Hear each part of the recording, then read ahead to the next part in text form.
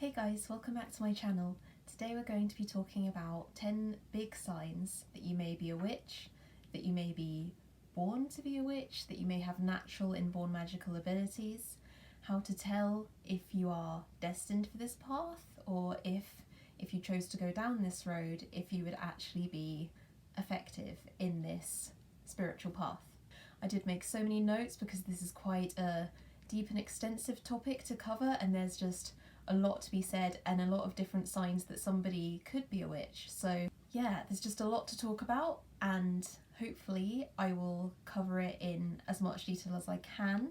But of course, if anyone has any other ideas, please leave a comment down below because I love seeing other people's thoughts around these topics. Okay, so 10 signs that you're a witch. So what is a witch in the first place?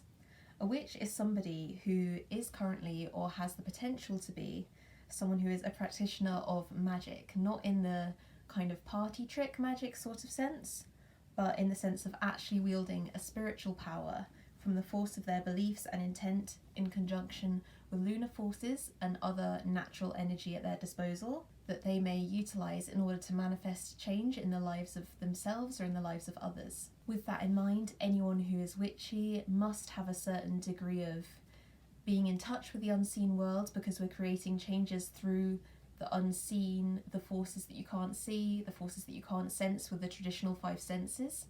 So with that in mind, sign number 1 is if you have a natural inclination towards or an inherent ability for the art of visualization. So can you picture things vividly in your mind's eye? Can you see detailed images when you close your eyes? Or if you can't visualize or picture a scene visually, can you visualize it in terms of what you can smell, hear, touch, or taste? If you have this ability to visualize strongly and dive into different realms in your mind, it really is a sign that you could be a witch, because visualization is a very crucial tool for all kinds of witchcraft.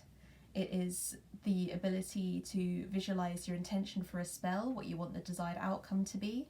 It's about visualizing what you want the effect to be of the workings that you're doing, and you need to be able to visualize that quite intensely so that you can really create it in your mind in order to be able to create it in as much force as possible in real life.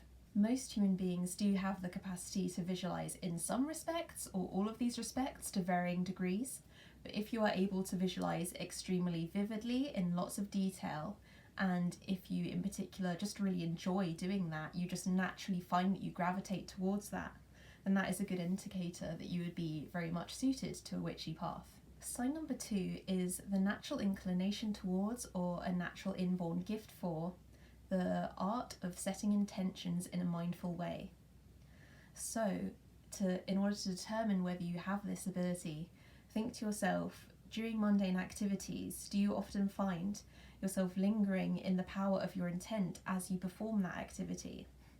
For instance, if you're making a cup of tea for yourself or someone else, have you ever found yourself, while stirring the cup of tea, setting the intention of being healed by this drink and what you would hope to receive from it as you stir the tea, just in your mind thinking about, what do I really want to gain from this? What do I hope that this drink that I am stirring right now will provide for me in my day? This act of setting intentions for the future outcome of something that you are preparing physically can be described in a way that is just as simple as wrapping up a present for a loved one. You could wrap up the present, and with every fold that you make in the paper, visualizing the joy that you want them to have when you open it, and you may not even necessarily think that you setting these intentions is creating it in the reality of the action that you're doing. But if you find that you've ever just naturally done that, if you've ever just naturally prepared something for someone or yourself and kind of made a marriage or a union between the act that you're doing to prepare it and the outcome that you want from that preparation. So in many ways, I do believe that witchcraft is a mixture of utilizing the power of your mind to set intentions for something that you want, and making a union of that and the physical actions that you may be performing to achieve this desired outcome. So for instance, you are basically using the power of your mind to further the power of whatever you may be doing physically to create a desired outcome, or vice versa. You could be using the power of an activity to really help to ground your mind in the right kind of setting, the right kind of atmosphere to help your thoughts and feelings gain more momentum towards what you're trying to create in your life. So sign number 3 that you may be a witch is actually a pretty crucial one that may have even benefited from being first on this list, and that is simply just having the belief in the craft, the belief in a human being's ability to influence their outer world through their inner workings.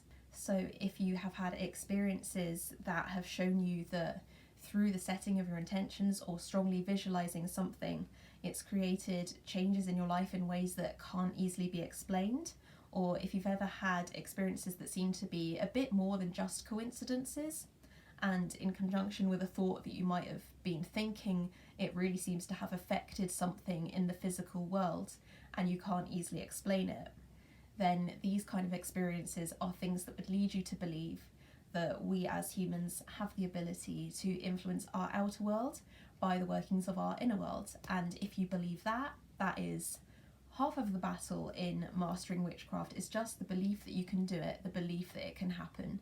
If you have that belief, everything can change. Because whilst the previous signs that I said of having skills in visualization and intention setting are very important for witchcraft, really it means nothing if you don't have belief in the basic premise of witchcraft, that you have potential to affect the world around you with nothing more than the force of your intent. Since, as we all know, different tools are utilised during spells, such as different coloured candles, different herbs, incenses, etc., etc. But many witches, and myself included, actually believe that these tools serve more as useful visual aids or sensory aids in some kind of way to add extra momentum to the force of your mind, the force that your mind already has in your spell work to create that change. So yeah, we believe that the tools that we use in spells can be helpful for directing the subconscious mind in ways that we want, in ways that will make our intentions more powerful and our visualizations more powerful. But ultimately it is you and it is your magic behind the spell that actually does the work and that actually creates the change. And that is why this belief is so important, to have that even without any tools you could create change with just your mind. So sign number 4 is to naturally be very receptive, having receptivity. Are you receptive to the energies of sounds, plants, people, animals, without necessarily the use of words? Are you receptive to basically hearing the messages of the universe? So ask yourself, for instance, when you hear music, can it really affect you, not just because you're hearing the notes, but because you're hearing some secret source of energy behind the notes that is moving you? Can you sense the secret power behind your eyes, the secret power behind someone else's eyes? It's all about using your senses to see beyond what can actually be seen and to feel beyond what can actually be felt. As witches, as I said, we are dealing with the unseen forces of the world like 90% of the time. So in order for that to work, you need to first be receptive to receiving messages from the unseen parts of the world so that you actually have some kind of grip on that area. So being receptive is all about being open, being able to hear what can't be heard, seeing what can't be seen, everything like that. Just being open to it, just being open to something deeper than what you can physically be aware of. And if you have that, that is a very big sign that you are a witch or would be extremely powerful as a witch. Now, sign number 5 is very much the counterpart to sign number 4. It is, rather than receptivity, it is perceptivity. So when you receive these messages from the universe, can you perceive what they actually mean? So have you ever been able to perceive the type of person you were dealing with before they even spoke to you? Have you ever been able to perceive intensely what an animal might be feeling without obviously them being able to communicate with you through words? So as I said, this is very much the counterpart to receptivity, point number 4, because we need to be able to receive those messages, be receptive to those messages from the unseen parts of the world, and we need to be able to perceive what they actually mean. So if you are able to see the signs, interpret what they actually mean from that, then that is a good sign that you may be a witch, and it also is a good sign that you would be good at things like tarot reading, oracle card reading, reading runes and signs and messages of all kind, because you can interpret what they actually mean beyond what you're seeing and what that means for you and others. So sign number 6 that you may be a witch is generally if you've ever had any kind of paranormal experiences before, be it with ghosts, spirits, angels, anything that can't be seen like that. Because this is an indication that number 1, you are receptive to messages from the other side, messages from those spirits that may be contacting you, And number two, it might mean that there is something within you that leads these energies and these spirits to feel safe to call out to you because they know that you're receptive and they know that you're perceptive. It shows that there is something in you that leads different types of energies and unseen forces to gravitate towards you. And of course, this could be utilised for magical purposes, and if you can get in touch with those spirits and those beings, you can use their energies in any way you like, really, just as a witch would do. Sign number 7 is something that I've touched on a bit in the previous points of signs, and that is basically if you have experienced any form of sixth sense. So this can include clairvoyance, which is seeing intuitively, clairaudience, hearing, claircognizance, knowing, clairsentience, feeling, clairgustance, tasting, and clairalience, smelling. And all of these things are basically the 5 senses as we know them, like hearing, touching, tasting, blah blah blah. But it's just being able to do that on a level that is the unseen plane, so seeing what isn't there, hearing what isn't there physically, I mean, and just if you have the ability to do that. So the 6th sense, as many of you may know already, is basically just what we say is a way that a person can experience their reality and ascertain things about their environment that they might not be able to know if they just used their 5 physical senses that we all know. So it goes without saying that anyone who experiences one or all of these qualities of the 6th sense being used in their lives is clearly someone who's very receptive and open to, as I said, the unseen world, receiving messages on a metaphysical level, and that is exactly the kind of qualities that you would have in a witch. Sign number 8 is to have an inborn ability to connect with the natural world. Now, there are many different types of witches who work with all kinds of things. No doubt there are some who utilise man-made objects and man-made forces, such as technology and electricity, things like that, to enhance their spells and their magical workings. But most often with witches there tends to be a greater calling to the natural world, the natural 5 elements, as this is something that human beings since the dawn of time have been around, recognise the power of, and it's about us being drawn towards that because we can feel the energies and the spirits of those different elements and how we can utilise them in our work. So if you are naturally drawn towards the natural world and the 5 elements, that is a very big sign that you could be a witch. Sign number 9 is if you have a particular interest in any kind of history. More specifically, perhaps if you feel drawn to a specific ancient time in human history, if you almost feel as if you remember an era before technology, before the Industrial Revolution. This could be an indicator of past lives. If you feel drawn to a specific point in history, it could mean possibly that you had a past life there, an existence there before this life.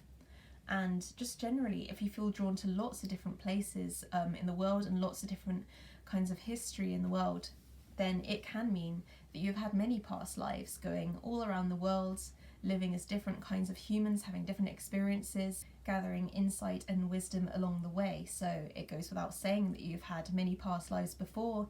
You're likely to be very wise beyond your years, have access to a deep well of knowledge that can't be explained from your current life experiences and what you've experienced so far, but implies that you have been around for longer than what it appears. If you're attracted to history in any sense, it is more likely, I think, that you are an old soul, and many witches, I would say, are old souls, as witches are typically the wise ones, the learned ones, and if you have that access to a deep well of knowledge that is esoteric, unseen, metaphysical, that is a strong indicator of your power as a witch. Sign number 10 is if you have a creative spirit, because spells and witchcraft, magical workings in themselves, are really a form of creation, both in terms of being creative of the kind of spells that we can think of, the kind of rituals we can think of performing and doing creatively. We can come up with ideas in our mind for those spells and those rituals.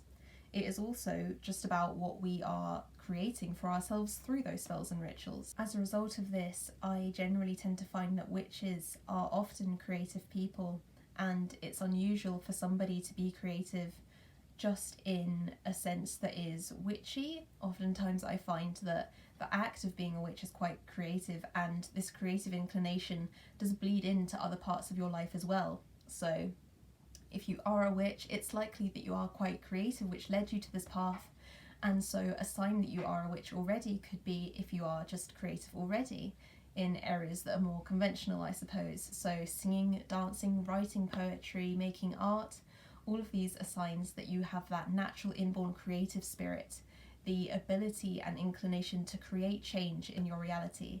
And that is really what being a witch is all about. So thank you for watching my video. I'm aware that there are so many other points I could have talked about, but otherwise this video would just last hours. I'm also aware that some people may tick all the boxes on this list, but for whatever reason they may not feel comfortable with the label of witch, they may not wish to identify as a witch, and that is fine as well. On the other hand, if you wish to identify as a witch and that label resonates with you, but you don't have every single thing on that list, that is fine too. Everyone has their own path, and I'm not here to judge or make the rules. This is merely my video explaining my opinions on the matter and signs that you could be a witch if that is what you would choose to identify as on your spiritual path. So thank you again for watching. My next video is very likely to be on Taurus, and I will see you next time. Thank you, everyone.